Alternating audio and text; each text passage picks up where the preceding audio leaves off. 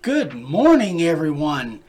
Hope everybody is having a great day and a great week. You're seeing this early in the morning like normal, so you haven't had a chance to have a good day yet, but I'm hoping that when you do see this, you're having a good day.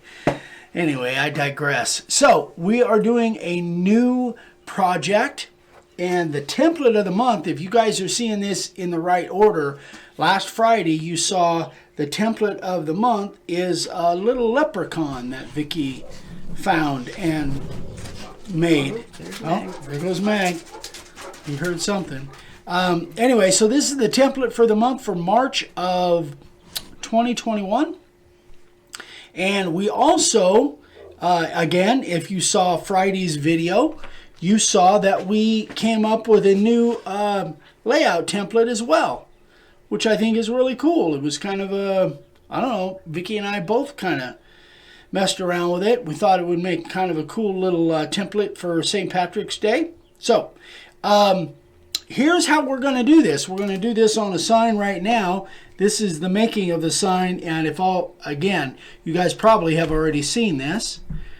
This has a little bit of a bow to it, so I'm going to hold that down with something as I spray it.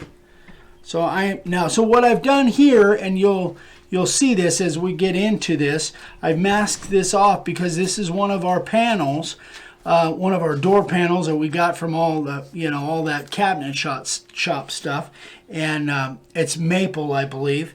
And so anyway, what I've done is I put my right edge and my bottom edge right on the line where I want this thing to be centered. So that helped me kind of reposition that. So let's spray this thing.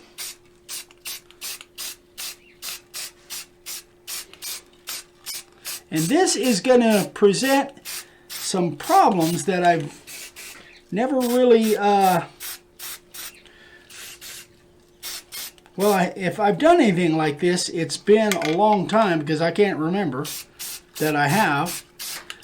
And as soon as I get done with the layout here, I'll show you what problems I'm talking about, in case you didn't see our Friday video. So let's, yeah, that all looks pretty good. I think that would give me a good line.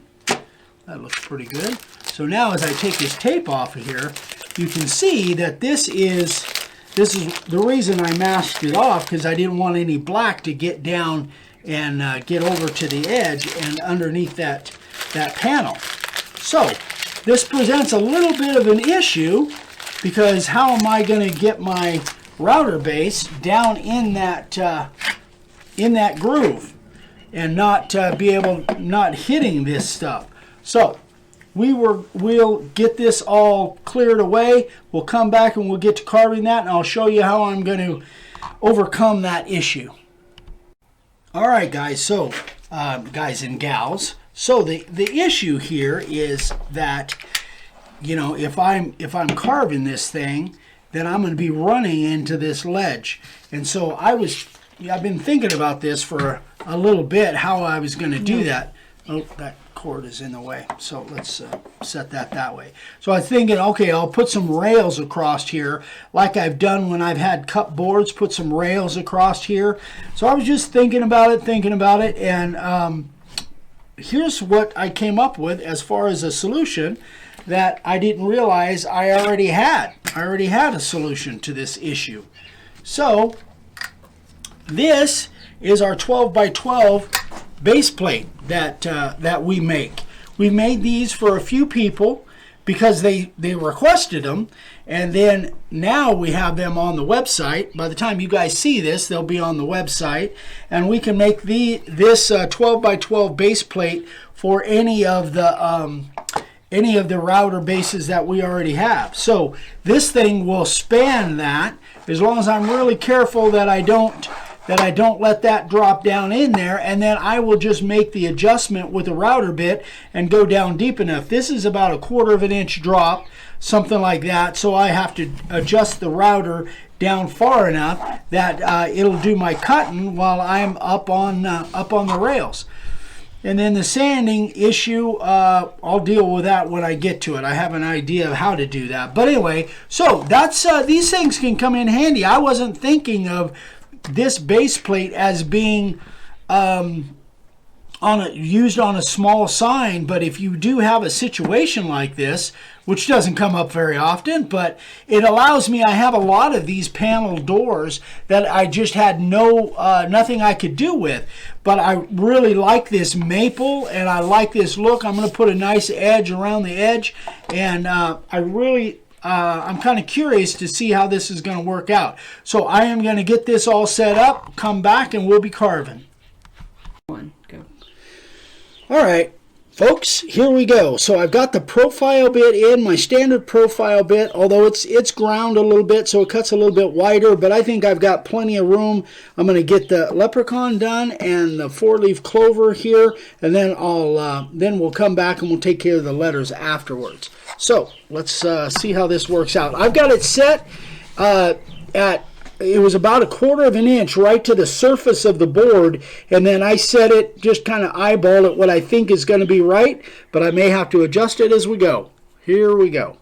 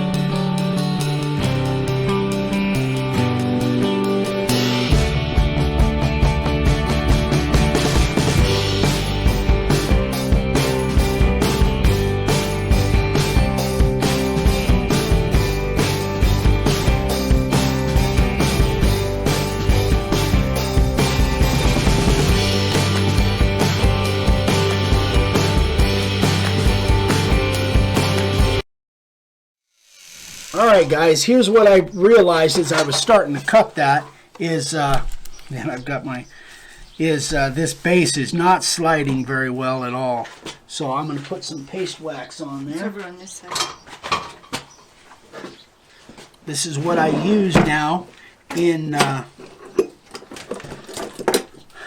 instead of using silicone spray, I use paste wax now. And I have been actually for a while. That smells good. Yeah, actually paste wax does smell good. So we're just going to put some of that all over there.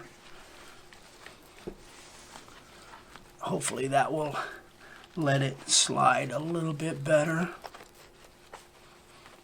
It was just felt kind of sticky, but this is the first time I've used this one, so that would account for the stickiness. All right, so let's get to that 4-leaf clover over there.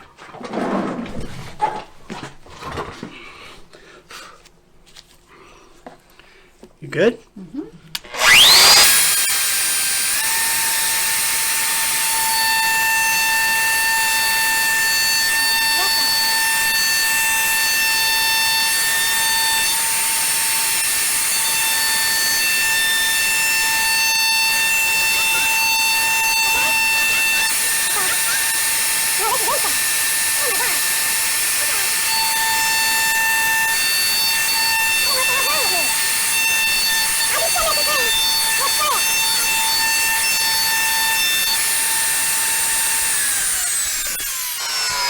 Okay, guys, in case I hadn't mentioned it, I'm going to go ahead and make all this stuff inset. In case I hadn't mentioned it. So, I've got the 2 toughest parts done. When we come back, we'll start on those letters and get those letters done. Hi, guys. All right, we are back. So that we are inside, and I haven't carved inside for a long time, but we have a windstorm going through right now, and there's no way we'll have any kind of sound on the back porch. And it happens to have dropped about 30 degrees. It is just, anyway, it's cold. For us, it's really cold. So we're inside. We got the heater running. We're inside, and I don't like to carve in here like ever, but we're just kind of under the gun. We've got to get this thing done. So this is what we're going to do. I've got the profile bit in, like you guys saw in the last video, and now I've got it set much deeper, and I want to just go in and give myself a good line to go around there so that I don't nick that when I go in with the 60. So let's bear with me, guys. I got to work around the cord, so let's see if we can get this done. We good? go.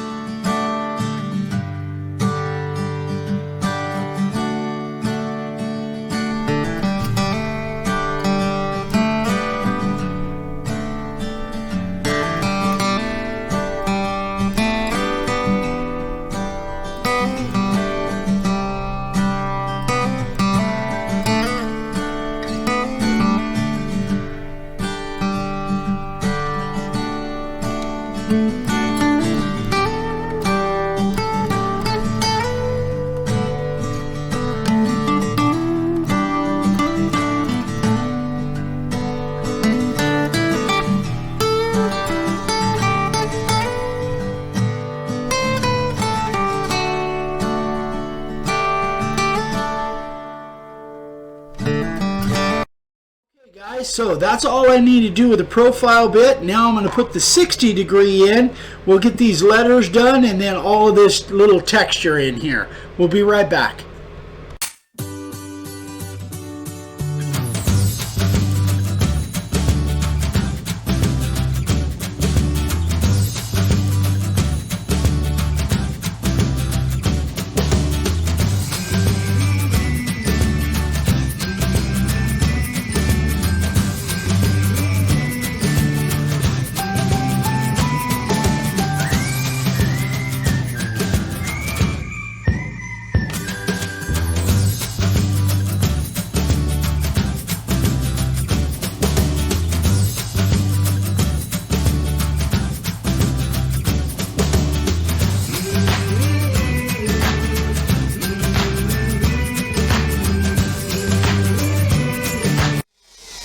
Alright guys, I am going to go ahead and sharpen my cutter. This cutter hasn't been sharpened for a while, so I'm going to sharpen my cutter, my 60 degree bit. Then we'll come back and we'll do work on these letters.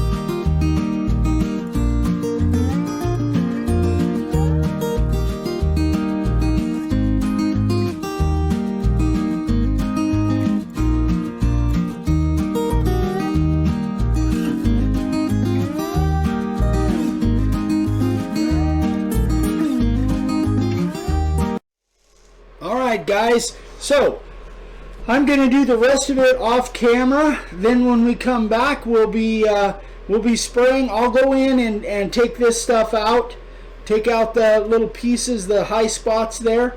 Then when we come back, we'll spray this thing and get it sanded off. We'll see how she looks. We'll be right back. Okay, we are ready to start sanding, guys. So let me explain kind of what we did here. So we did a lot of masking. Vicki had a great idea of adding a couple little clovers, 4-leaf clovers in the corners, which we did, and we wanted those green, everything else black. Used a lot of masking tape. What I really had to be careful of is getting any spray down in that groove, because once it's down in there, it's probably never going to come out. So was the real challenge. So it was a lot of masking, and then I put a round over with a step on it, which I really like on these panel boards. Some of them that I use already have that, but this one didn't. So we used the primer is the black. That's the primer we used, and then the green is the Marsh ink. It had a really nice green, though I liked it a little bit better than the other color green that I had. So let's sand it off and let's see what it comes out like. Let's see. Hold on, let me get down there. I'm starting with an 80 grit. I don't want to go 60. I'm starting with the 80 and I'll end up with a 120. So let's see what we can do here.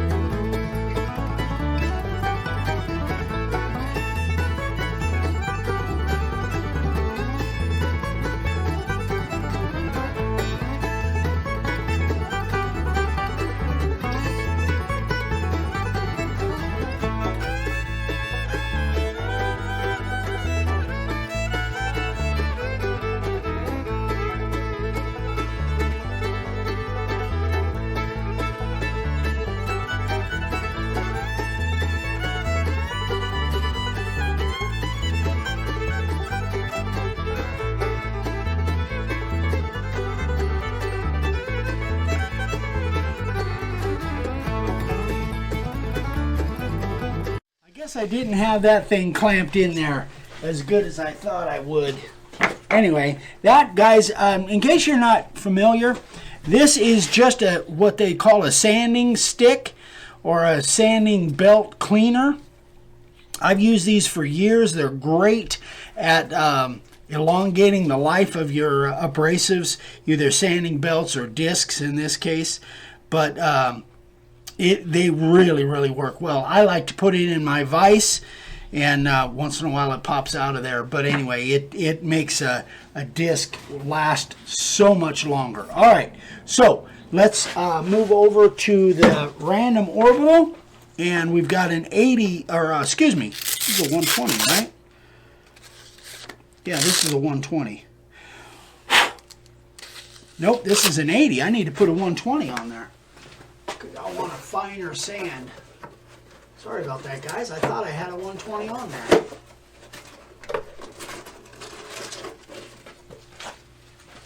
So I'm going to get this 120 on there, and I need to. Okay, so let's get the rest of it done.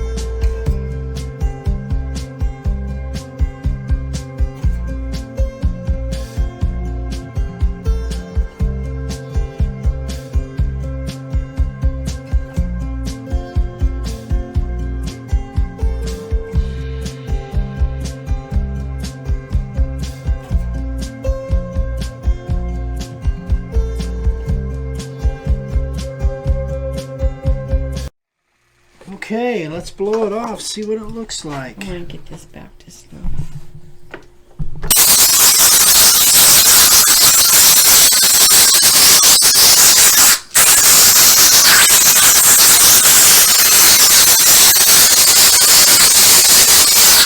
So, I'm going to have some hand sanding to do in these corners to get rid of those sanding marks and a little bit of a green overspray here.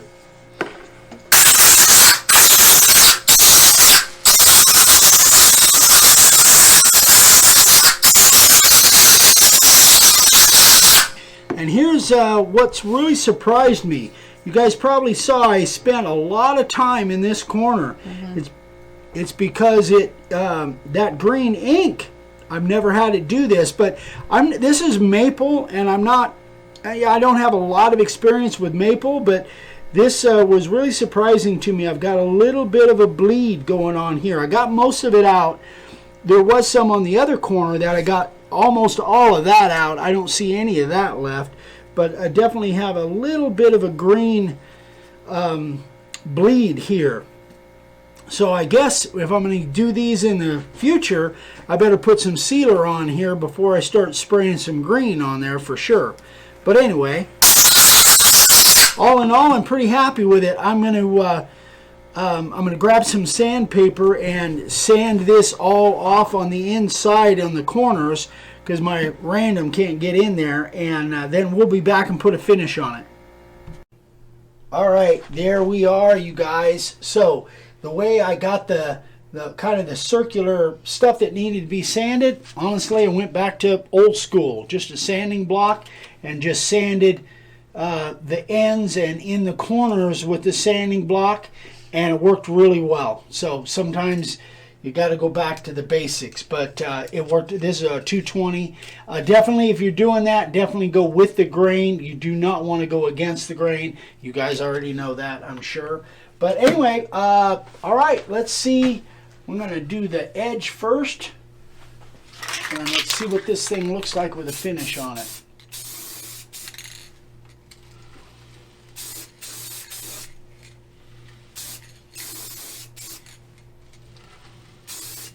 Oh, I'm just using the Rust-Oleum clear. It's like a clear lacquer in the can.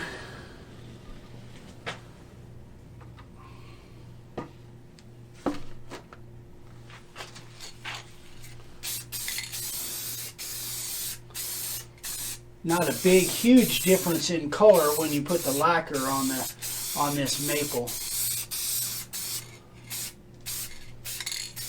Yeah, I'm pretty happy with that.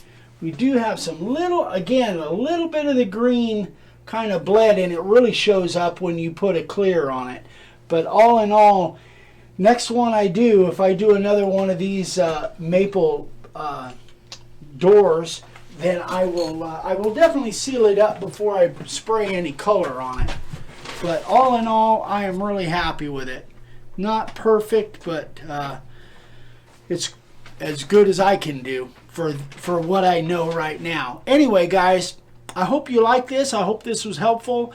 That big base plate, again, that thing really came in handy. I didn't really expect to use it on something small like that. I think of that, here, let me grab it. I think of this big base plate being mostly for big signs, so that you don't fall into cavities when you're doing you know, a lot of layout. That's how deep I had to go on that in order to make up for the depth of the panel. But it actually really worked out well. So if you guys do anything like this or big signs, these big base plates, oh, you want me to turn the sign? Yeah.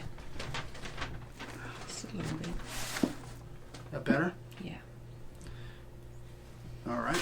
Anyway, the big base plates work really well. So, again, thanks for watching, guys. If you have any questions on this, be sure and email me, eric@makeawoodsign.com.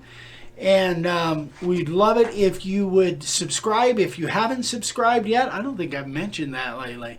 If you haven't subscribed, we'd love for you to subscribe. Share this with your friends, woodworkers that you think might be interested in doing something like this. And yes, leave us some comments on the YouTube channel. That really helps out the algorithm within YouTube, so they know that people are engaging with us. And I try to answer all of those comments pretty quickly. So anyway, guys, thanks again for watching. We love you, and we'll see you on the next one. Bye.